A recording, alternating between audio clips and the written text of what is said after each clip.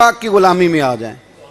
وہ کہتے تھے دنیا، اعلیٰ حضرت نے کتاب لکھی ہے الامن والعلا، اس میں آپ فرماتے ہیں جو حضور کی پناہ میں آ جاتا ہے نا وہ بچ جاتا ہے۔ اللہ کرے آپ کو سمجھ آئے میری بات کی۔ جو حضور کی پناہ میں آ جاتا ہے وہ جو دنیا دار رہتا ہے، مالدار رہتا ہے، حضور کی پناہ میں نہیں آتا وہ بے سکون رہتا ہے۔ فرماتے ہیں یہاں دنیا میں بھی حضور کی پناہ میں آ جاؤ، آج لے ان کی پناہ۔ اور آج دلیل آپ نے ابن ماجہ کی حدیث لکھی ہے، حضرت تمیم داری حدیث کے راوی ہیں، اعلیٰ حضرت نے لکھی ہے، فرماتے ہیں جو حضور کی پناہ میں آیا بچ گیا۔ دلیل دیتے ہیں، فرمایا انسان جانور بھی آتے تھے تو بچ جاتے تھے۔ حضرت تمیم داری رضی اللہ تعالیٰ عنہ فرماتے ہیں کہ ہم کھڑے تھے، ایک اونٹ دوڑتا ہوا آیا، نبی کریم صلی اللہ علیہ وسلم کے پہلے اس نے قدموں پہ سجدے کیے۔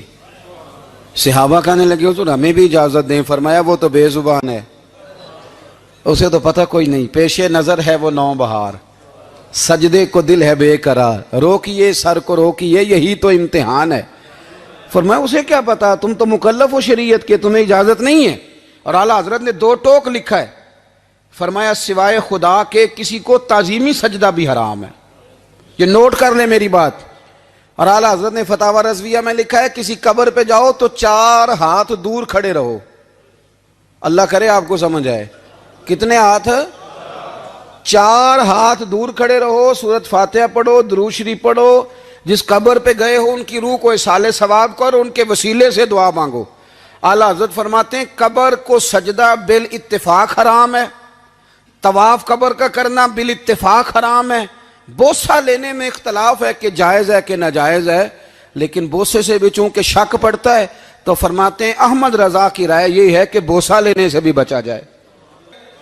وہ آ گیا تو اس سے اگلی باتیں کرتا ہے، بس خاموش رہ، باادب رہ اور پیچھے رہ۔ تو حضرت تمیم داری کہتے ہیں یہ حدیث اعلیٰ حضرت نے لکھی ہے الامن والعلا میں، فرماتے ہیں کہ اونٹ نے پہلے سجدہ کیا، قدم چومے، پھر اس نے حضور کے کان میں کوئی بات کہی۔ روزے دے دوالے نے غلامہ دیاں ٹولیاں، ایک پہ سن دے کروڑاں دیاں بولیاں، یعنی اونٹ نے بات کی تو حضور نے وہ بھی سن لی۔ اعلیٰ حضرت کہتے ہیں جو پناہ میں آتا ہے بچ جاتا ہے۔ کہتے ہیں رسول کریم نے نا اونٹ کی پشت پہ ہاتھ پھیرا اور اللہ کے محبوب فرمانے لگے فکر نہ کر، اب تو آ گیا ہے نا تو جیسے تو کہے گا ویسے ہی ہو جائے گا، جیسے تو کہے گا ویسے ہی۔ ابن ماجہ میں موجود ہے، پر میں چونکہ فاضل بریلوی رحمۃ اللہ علیہ کی کتاب سے پیش کر رہا ہوں الامن والعلا سے، تو میں اسی انداز میں پیش کر رہا ہوں جس انداز میں وہاں ہے۔ حضرت تمیم داری کہتے ہیں کہ ہماری سمجھ میں بات کوئی نہ آئی، تھوڑی دیر گزری تو کچھ لوگوں نے ہاتھوں میں رسیاں پکڑی ہیں، خنجر پکڑے ہیں، دوڑے آئے، یا رسول اللہ یہ ہمارا اونٹ ہے۔ حضرت تمیم داری کہتے ہیں میں نے دیکھا کہ جب وہ آ گئے نا خنجر لے کے تو اونٹ حضور کے پیچھے چھپ گیا۔ آج لے ان کی پناہ، آج مدد مانگ ان سے، وہ حضور کے پیچھے چھپ گیا۔ تو کہتے ہیں کہ نبی کریم صلی اللہ تعالیٰ علیہ وسلم نے فرمایا کیا مسئلہ ہے بھائی؟ یا رسول اللہ ہمارا اونٹ ہے، ذبح کرنے لگے تھے دوڑ آیا ہے۔ تو حضور فرمانے لگے وہ تو تمہاری شکایت کر رہا ہے۔ وہ کہتا ہے یا رسول اللہ میں نے برسوں ان کی نوکری کی، برسوں میں نے بڑی نوکری کی۔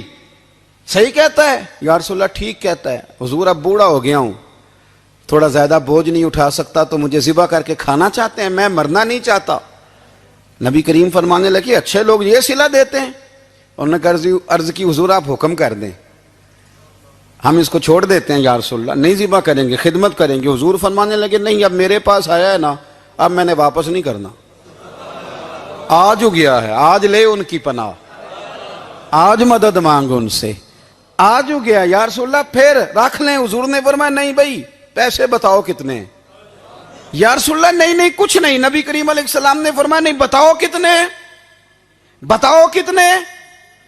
انہوں نے کہا حضور ایک دفعہ ریٹ لگایا تھا تو 100 دینار لگا تھا، حضور نے فرمایا بلال دے دو 100 دینار، 100 دینار دے دیا۔ اعلیٰ حضرت فرماتے ہیں دیکھو ان کی پناہ میں آنے کی برکتیں کتنی ہیں۔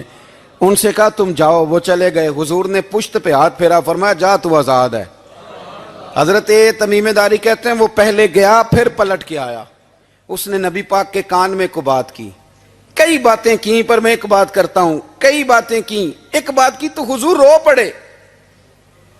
اونٹ چلا گیا، ہم نے عرض کی حضور یہ کیا کہہ گیا ہے؟ تو محبوب فرمانے لگے یہ کہہ گیا یا رسول اللہ جس طرح آپ نے مجھے چھری سے بچایا ہے میں دعا کرتا ہوں اللہ آپ کی امت کو جہنم سے محفوظ فرمائے، اللہ جہنم سے بچائے آپ کی امت کو، اس طرح مجھے چھری سے آپ نے محفوظ کیا۔ اعلیٰ حضرت فرماتے ہیں کن چکروں میں پڑے ہوئے ہو، کن چکروں میں؟ پیسوں کی پناہ لیتے ہو، عہدوں کے پیچھے چھپتے ہو، دولت کے پیچھے چھپتے ہو، تعلقات کے پیچھے چھپتے ہو۔ فرمایا مصیبت آئے گی تو یہ سارے ہٹ جائیں گے، اگر پناہ لینی ہے تو مدینے والے محبوب کی پناہ لو، دروازہ رسول پہ آؤ، نبی کریم کی بارگاہ میں جھکو، حضور سے پیار کرو۔ اعلیٰ حضرت فرماتے ہیں محبوب کا ادب کرو، رسول اللہ کی غلامی کرو۔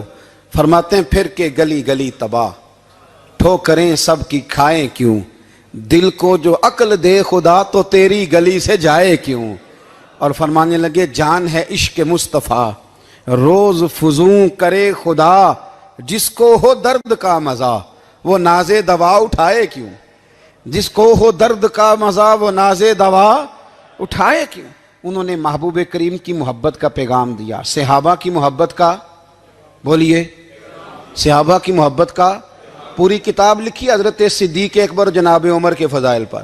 اور مزے کی بات یہ ہے کہ اعلیٰ حضرت نے نا اردو شاعروں میں سے کسی کو توفیق نہیں ہوئی حضور کو شہنشاہ کہنے کی، اعلیٰ حضرت نے کہا میرے نبی شہنشاہ ہیں۔ دلیل کیا دی؟ فرمانے لگے پڑھو ترمذی، حضور نے فرمایا میرے دو وزیر زمینوں میں ہیں دو آسمانوں میں، زمین کے دو وزیروں کے نام ابو بکر اور عمر ہیں، آسمان کے دو وزیر ہیں جبریل اور میکائیل۔ تو اعلیٰ حضرت کہنے لگے حضور وزیر تو کسی شہنشاہ کے ہی ہوتے ہیں، پھر کہہ لو نا شہنشاہ۔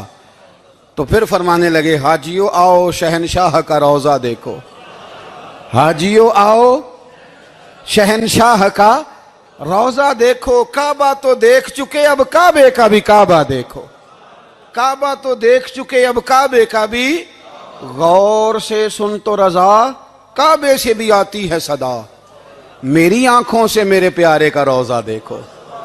اعلیٰ حضرت نے ساری زندگی اور صحابہ کرام کی بات کی، اہل بیت کی بات کی، اولیاء کی بات کی، صوفیاء کی بات کی، دفاع کیا سب کا، سب کے شانوں میں لکھا، امت کو بتلایا کہ اپنے بزرگوں سے جڑے رہو گے تو بچے رہو گے۔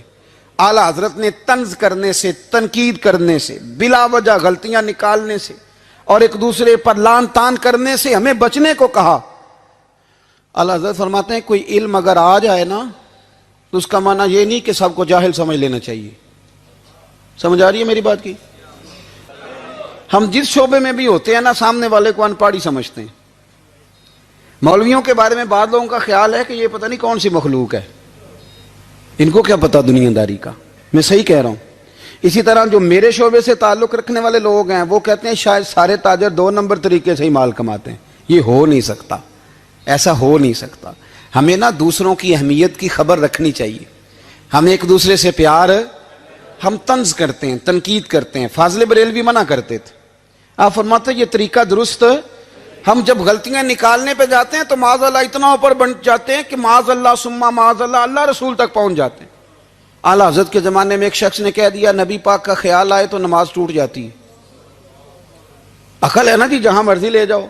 وہ کہنے لگا جی میں نے خالص اللہ کے لیے پڑھنی ہے نا فلسفہ عجیب، نبی پاک کا خیال آئے تو نماز۔ اعلیٰ حضرت فرمانے لگے تو بڑا ہی پاگل ہے، جب تو کہے گا السلام علیکہ ایھا النبی خیال آئے گا کہ نہیں؟ فرمانے لگے تو بڑا ہی نادان ہے، جب تو کہے گا اللہم صلی علی محمد وعلی خیال آیا کہ نہیں آیا؟ فرمانے لگے تو نبی پاک کی بات کرتا ہے، نماز میں تو ابا اماں کا بھی خیال آتا ہے، ربنا اغفر لی والی والدیہ۔ فرمانے لگے ربے کے خیال سے نہیں ٹوٹتی تو مدینے والے کے خیال سے کیسے ٹوٹ گئی؟ فرمانے لگے بڑا ہی بیوقوف ہے تو۔ اعلیٰ حضرت فرمانے لگے تو کہتے ہے حضور کا خیال آئے تو ٹوٹ جاتی ہے؟ فرمانے لگے جب تک حضور کا خیال آئے نہ نماز ہوتی نہیں، جب تک حضور کا خیال نہ آئے نماز ہوتی نہیں، سوال ہی نہیں پیدا ہوتا۔ لوگوں نے کہا جناب وہ کس طرح؟ تو اعلیٰ حضرت فرمانے لگے اللہ نے کہا قرآن میں واقعی الصلاۃ نماز پڑھو، یہ نہیں بتایا کتنی پڑھنی ہے، اور یہ بھی نہیں بتایا فجر کی کتنی پڑھنی ہے، یہ بھی نہیں بتایا ظہر کی، یہ بھی نہیں بتایا قیام کیسے کرنا ہے، ہمیں یہ بھی نہیں بتایا رکوع کیسے کرنا ہے۔ ہمیں پتہ کیسے پتہ چلا؟ جب صحابہ نے کہا نا رب کہتا ہے نماز پڑھیں تو کیسے پڑھیں، تو حضور فرمانے لگے سلو کما رأیتمونی اصلی، نماز اس طرح پڑھو کرو جس طرح مجھے پڑھتے ہوئے دیکھتے ہو۔ تو کہا یہ تو کیسی عجیب بات کر رہا ہے کہ نبی کریم صلی اللہ علیہ وسلم کا خیال آئے۔ اور پھر بڑی مزیدار بات، ایک شخص نے اعلیٰ حضرت سے آ کے نا، اس زمانے میں نا ایک آریہ مذہب ہوتا تھا، اب اللہ کا شکر ہے وہ کوئی نہیں، اب ویسے جو بڑے نئے نئے مذہب نکل آئے ہیں، جو آدمی جتنا پڑھ جاتا ہے معاذ اللہ وہ ایک نئی بات ہی شروع کر دیتا ہے، اور جو انوکھی بات کرے اس کے پیچھے رش بھی زیادہ ہو جاتا ہے، سٹائل ذرا ہٹ کے ہو نا جی تو ذرا ماحول جلدی بن جاتا ہے۔ تو وہ آریہ مذہب تھا، تو وہ ایک آریہ آ گیا اعلیٰ حضرت کے پاس، آ کے کہنے لگا کہ فرض کی اہمیت زیادہ ہے کہ سنت کی؟ تو اعلیٰ حضرت فرمانے لگے بھئی اہمیت تو فرض کی زیادہ ہے۔ تو کہنے لگے آپ کا وضو تو پھر سنت سے شروع ہوتا ہے، وضو میں پہلا فرض ہے منہ دھونا، اور آپ سب سے پہلے ہاتھ دھوتے ہیں، یہ بھی سنت، ناک میں پانی ڈالنا یہ بھی، کلی کرنا یہ بھی۔ میری بات کی سمجھ آ رہی ہے؟ اس نے کہا یہ آپ عجیب لوگ ہیں، فرض اگر بڑا ہے تو پہلے فرض ہونا چاہیے تھا۔ سمجھ آ رہی ہے میری بات کی؟ لوگ دین پر بڑے بڑے مختلف اعتراضات کرتے ہیں نا، اس نے کہا جی پہلے ہونا چاہیے تھا فرض، تو منہ دھونا فرض ہے، آپ نے گھٹنوں تک ہاتھ دھوئے، اب یہ جو آپ نے ہاتھ دھو یہ بھی سنت، کلی کری تو وہ بھی سنت، ناک میں پانی ڈالا تو وہ بھی سنت، تو آپ تو چوتھے نمبر پہ فرض ادا کر رہے۔ تو اعلیٰ حضرت فرمانے لگے تم اصل میں محبوب کا غلام نہیں نا، ہاں تجھے کیا پتا ہو یہ بات کیا ہے، تو بیٹھ جا ہم سے سن، ہم تجھے بتاتے ہیں۔ اس نے کہا جی کیا مطلب؟ فرمانے لگے یہ محبوب جو ہے نا ہمارے، یہ ہمیں بڑی جگہوں سے بچاتے ہیں، یہ بچا بچا کے فرائض تک لے جاتے ہیں۔ کیا مطلب؟ کہنے لگے حضور نے ہمیں کہا ہے کہ پہلے نا ہاتھ دھو لو، پتہ چل جائے پانی زیادہ گرم تو نہیں، منہ جالی نہ جائے، پہلے نا دیکھ لو۔ فرمایا پھر ناک میں ڈال کے پتہ کرا لو کہ اس میں سے بدبو تو نہیں آتی، سنت بھی ادا ہو گئی، پتہ بھی چل گیا بو تو نہیں آ رہی۔ اور فرمایا پھر منہ میں ڈال کے چکھ لو کہ بد ذائقہ تو نہیں۔ اب یہ 3 سنتیں ادا کر کے تم فرض ادا کرو گے تو اللہ بھی راضی ہوگا، اللہ کے رسول بھی راضی ہوں گے۔